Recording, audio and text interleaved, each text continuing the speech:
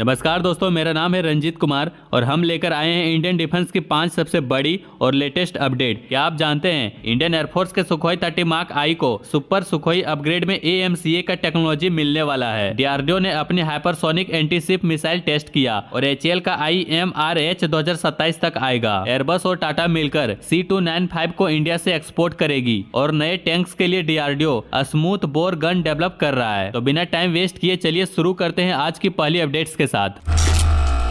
Super Sukhoi upgrade program एक बहुत ही important modernisation project है जो इंडियन एयरफोर्स और HAL मिलकर एग्जीक्यूट करेंगे। इसका मेन गोल है सुखोई 30 मार्क आई जेट को 5th जनरेशन फाइटर के स्टैंडर्ड तक अपग्रेड करना। 84 सुखोई 30 मार्क आई को पहले फेज में अपग्रेड किया जाएगा, जिसमें advance avionics, radar, weapon integrate किए जाएंगे।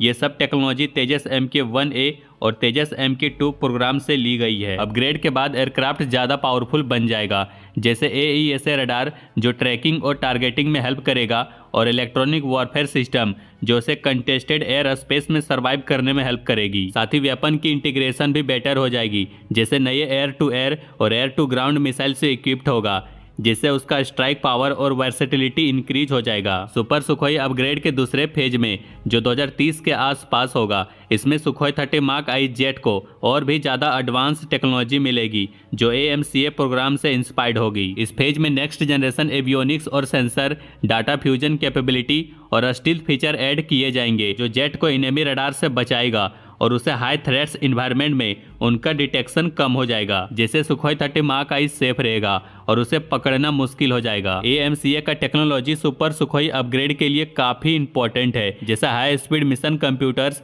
इम्प्रूव्ड इलेक्ट्रॉनिक वॉरफेयर सिस्टम और नए कॉकपिट डिस्प्ले जो पायलट को क्लियर डाटा और कंट्रोल्स देगा। इस पूरी प्रोसेस का मेन ऑब्जेक्टिव है कि सुखोई 30 मार्क आई फ्लीट को 2060 तक रिलेवेंट और पावरफुल रखा जाए, क्योंकि इंडियन एयरफोर्स का अभी भी 270 सुखोई 30 मार्क आई का फ्लीट है जो इंडियन एयरफोर्स फाइटर एयरक्राफ्ट का मेन बैकबोन है। 16 नवंबर को DRDO ने इंडिया का पहला long range hypersonic anti ship missile system का टेस्ट किया, जो उड़ीसा के doctor APJ Abdul Kalam island से लॉन्च किया गया था। इस टेस्ट के साथ इंडिया ने एक और मेजर माइलस्टोन अचीव किया है, क्योंकि अब इंडिया उन कंट्री में शामिल हो गया है जो हाइपरसोनिक वेपन डेवलप कर रहे हैं। इस मिसाइल का design boost glide vehicle configuration पर बेस्ड है, जो बैलिस्टिक मिसाइल के स्पीड को मनवर एबिलिटी के साथ कंबाइन करता है। मतलब ये मिसाइल हाई स्पीड पे चलती है, लेकिन अपने टारगेट को एक्यूरेटली हिट करने के लिए अपने कोर्स को चेंज कर सकती है। ट्रेडिशनल बैलिस्टिक मिसाइल में ये प्रिसीजन नहीं होती है जो मूविंग टारगेट जैसे शिप को हिट कर सके। इस टेस्ट में एक अनयूजुअल टेक्निकल इशू भी देखा गया। मिसाइल का कैनिस्टर कैप जो स्टोरेज और ट्रांसपोर्ट के वक्त मिसाइल को प्रोटेक्ट करता है, लॉन्च के बाद मिसाइल के नोज पे लगा रहा। ये कैप लॉन्च के वक्त डिटैच होना चाहिए था, लेकिन ये मिसाइल से चिपका रहा। इसके बावजूद मिसाइल सक्सेसफुली फ्लाइट पे गया और कुछ देर तक चलती रही। हाइपरसोनिक मिसाइल जो मार्क 5 से ज़्यादा स्पीड से चलती है, मॉडर्न वॉरफेयर में गेम चेंजर समझी जाती है। ये मिसाइल अपने अनप्रिडिक्टेबल मैन्यूवरिंग की वजह से डिटेक्ट और इंटरसेप्ट करना मुश्किल होता है। अगर मिसाइल का कैप फ्लाइट को इफेक्ट करता तो इससे एरोडायनेमिक्स और टारगेटिंग पे इम्पैक्ट पड़ सकता था। DRDO ने इस टेक्निकल ग्लिच का इम्पैक्ट क्लियर नहीं किया है। फिर भी ये टेस्ट DRDO के लिए एक बड़ा अचीवमेंट है जो इंडिया की हाइपरसोनिक कैपेबिलिटी को शोकेस करता है। अगर ये मिसाइल सक्सेसफुली डिप्लॉय होता है तो इंडिया के डिफेंस स्ट्रेटजी को काफ़ी बूस्ट मिलेगा।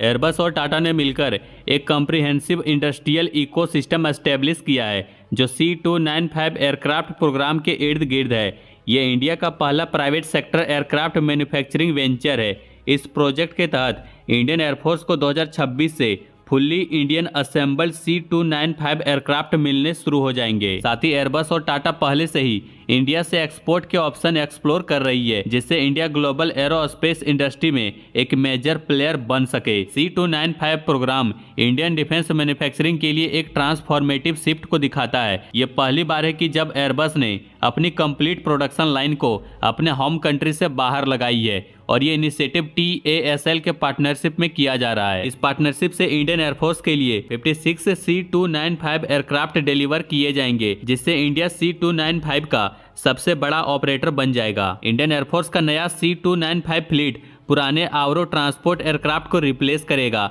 जो इंडियन एयरफोर्स की कैपेबिलिटी को हर तरह की चैलेंजिंग टेरेन पर ऑपरेट करने में एनहेंस करेगा। ये एयरक्राफ्ट मिलिट्री ट्रांसपोर्ट और ह्यूमैनिटेरियन मिशन के लिए काफी वर्सटाइल है। इस प्रोग्राम के लिए जो इकोसिस्टम तैयार किया जा रहा है वो काफी एक्सटेंसिव है। रॉ मटेरियल्स की सोर्सिंग से लेकर 13,000 इंट्रिकेट पार्ट्स की मैन्युफैक्चरिंग और असेंबली तक। पार्ट्स मैन्युफैक्चरिंग नागपुर, बेंगलोर और हैदराबाद के हब में हो रही है, जबकि मेन कंपोनेंट्स असेंबली हैदराबाद में होती है। उसके बाद ये कंपोनेंट्स वडोदरा के फाइनल असेंबली लाइन तक भेजे जाते हैं, जहां एयरक्राफ्ट का फाइनल असेंबली, इंटीग्रेशन और टेस्टिंग होता है। इस सेटअप से इंडिया एक नया ग्लोबल सेंटर बन रहा है एयरक्राफ्ट प्रोडक्शन के लिए, जो फ्यूचर ऑर्डर्स के लिए एयरबस और ग्लोबल कस्टमर की सप्लाई चेन को सपोर्ट कर रहा है। इंडियन C295 प्रोग्राम सिर्फ डोमेस्टिक जरूरत को पूरा नहीं करेगा, बल्कि एरो स्पेस एक्सपोर्ट के लिए भी इंडिया को एक कॉम्पिटिटिव हब बनाएगा। डीआरडीओ अपने future main battle tank programme के लिए एडवांस 120 mm और 125 mm smooth bore gun system develop कर रहा है। ये दोनों गन स्मूथ बोर डिजाइन में है, जो राइफल्ड बैरल के मुकाबले ज्यादा स्पीड और पेनिट्रेशन पावर देती है। इस टेक्नोलॉजी से इंडिया की आर्मर्ड वॉरफेयर कैपेबिलिटी में काफी सुधार होगा। FMBT प्रोग्राम का मकसद इंडियन आर्मी के टैंक फ्लीट को मॉडर्नाइज करना है। 120 mm और 125 mm स्मूथ बोर ऑप्शन को डेवलप करके डीआरडीओ इंडियन आर्मी को फ्लेक्सिबिलिटी देना चाहता है, ताकि मिशन के हिसाब से आर्मामेंट चूज किया जा सके। स्मूथ बोर गन का फायदा यह है कि ये ज्यादा स्पीड से गोलियां फायर करता है। 120 mm कैलिबर गन को यूजुअली हैवी फायर पावर के लिए यूज किया जाता है और ये वाइडली अवेलेबल एम्यूनिशन के साथ कंपेटिबल होती है। वहीं 120 mm गन्स हल्की होती है, जो टैंक्स की मोबिलिटी को इंप्रूव कर सकती है। FMBT में smooth bore gun traditional rifle guns के मुकाबले कई फायदे देता है, जैसे ज्यादा वेलोसिटी और इम्प्रूव्ड ड्यूरेबिलिटी। FMBT प्रोग्राम का विजन एक फ्यूचर रेडी टैंक्स प्लेटफॉर्म बनाना है, जो active protection system, advance composite armour और बेटर सिचुएशनल अवेयरनेस टूल्स के साथ आएगा। डीआरडीओ का यह डेवलपमेंट दिखाता है कि इंडिया अपने टैंक्स को पूरी स्वदेशी और कॉम्पैक्ट रेडी बनाना चाहता है। HAL 2027 तक अपने 13 टन IMRH का पहला ग्राउंड टेस्ट व्हीकल और प्रोटोटाइप तैयार करने की तैयारी कर रहा है। यह हेलीकॉप्टर देसी और वर्सटाइल होगा, जो मिलिट्री और सिविल एविएशन दोनों की जरूरत पूरी करने के लिए डिजाइन किया गया है। IMRH का मकसद इंडिया की एरोस्पेस को सेल्फ रिलायंस में बढ़ावा देना है, जिससे इंडिया में विदेशी हेलीकॉप्टर पर निर्भरता कम होगी। एरो इंडिया 2023 में इस हेलीकॉप्टर का डिजाइन पहली बार दिखाया गया था। तब से लेकर अब तक HAL ने इसमें काफी इंप्रूवमेंट्स किए हैं, जिससे परफॉर्मेंस और सेफ्टी दोनों बेहतर हो। डिजाइन में नए एरोडायनेमिक और स्ट्रक्चरल अपडेट्स किए गए हैं, ताकि हेलीकॉप्टर हर मिशन में ज्यादा रिलायबल हो। HAL का एम है कि IMRH को ग्लोबल स्टैंडर्ड पर लाना, ताकि इंटरनेशनल मार्केट में भी कम्पीट कर सके। इंजन के मामले में भी HAL ने बड़े स्टेप लिए हैं। HAL ने सैफ हल हेलीकॉप्टर इंजन के साथ मिलकर अरावली इंजन डेवलप करने के लिए पार्टनरशिप की है, जो खास तौर पर IMRH के लिए बनाया जा रहा है। IMRH का डिजाइन कई मिशन के लिए तैयार किया गया है, जैसे troop transport, logistic support, medical evacuation और सर्च एंड रेस्क्यू। HAL का इमीडिएट फोकस है 2027 तक फर्स्ट प्रोटोटाइप कंप्लीट करना, उसके बाद फुल प्रोडक्शन शुरू होगी। इंडिया के मिलिट्री मॉडर्नाइजेशन पर अपडेट्स के लिए बने रहिए। बाकी लाइक एंड सब्सक्राइब जरूर करें।